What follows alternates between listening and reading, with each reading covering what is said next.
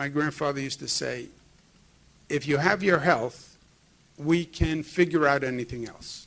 We can fix anything else. If it's about money, we'll figure it out. But you have to have your health. That's why public health versus the economy. I don't see the trade-off. Is it as easy as we can just ensure that everybody has their health?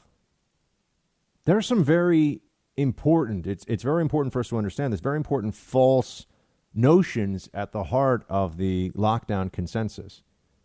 They can't save people from getting this disease. They've said that, we got to do this because you'd say, well, they're mitigating it. It's meaning so far fewer people are getting this. Really? Are fewer people getting it in places like New York because a quarter of us have already been exposed and have antibodies? And a lot of the most vulnerable people, remember, your vulnerability to the disease isn't just a question of how badly your body reacts to it and how much it overwhelms your immune system. It's also the initial infection. So a lot of people who are particularly susceptible, clearly in New York and in some other major urban areas, have already gotten the disease. So at some point, I mean, we talk about herd immunity and nobody ever really thinks this through.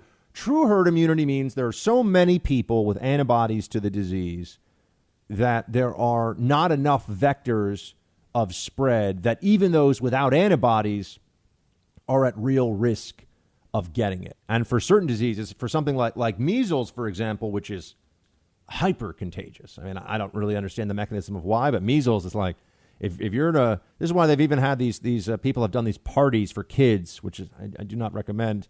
I don't have kids. I don't know anything about this stuff, but they'll have a party where one kid with measles shows up and all these other kids, and they all get measles, right? I mean, this is what ends up, and it's like, if you show up, you're pretty much getting measles. The spread of the disease is much more difficult if there are people who have immunity all around you, even if you don't have immunity. That's the basics of herd immunity. And for some diseases, it's more like 80%. For measles, I think it's over 95% if you're going to have true herd. That's why the lowering of, and I'm not getting into a vaccination debate, so don't start sending me all that stuff, people. I love you. Don't start sending me all your vax stuff. But that's why when their vaccination level for measles drops down, people get all concerned. Just from a herd immunity standpoint, they're saying you're creating greater. And this is why whooping cough and measles in recent years, there have been outbreaks in places. Okay, and now we look at what the lockdown consensus is promising us, which is that they're able to protect our health. But are they really? We're doing exactly what they're telling us to do. We've been doing it for 2 months. How protected are we? How much has it really worked in New York?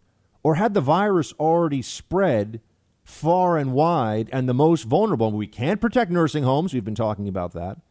The authorities made made the absolute wrong decisions about how to protect our seniors in nursing homes. So they keep taking this position of the moral high ground, like they're, if it saves just one life, they'll protect every life. And then we think about it, but you're not protecting every life, not even close.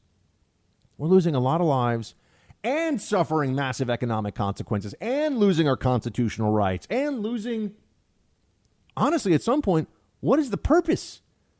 Why are people are going to start to say, why am I getting up and doing this every day?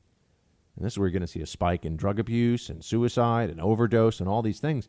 We're still locked at our homes, forever? And I hate this stuff when people say we're never returning to normal. You know what? Shut up if you're saying that. We're going to return to normal. All right? We had 50 million people die from Spanish influenza in 1918. You know what 1918 was followed by? The Roaring Twenties. We're going to return to normal. Hey, Team Buck, thank you so much for watching The First on YouTube. If you like this video, please click that little thumbs up button so then it will log as liked. And also, if you want to see more great content from The First, please click subscribe.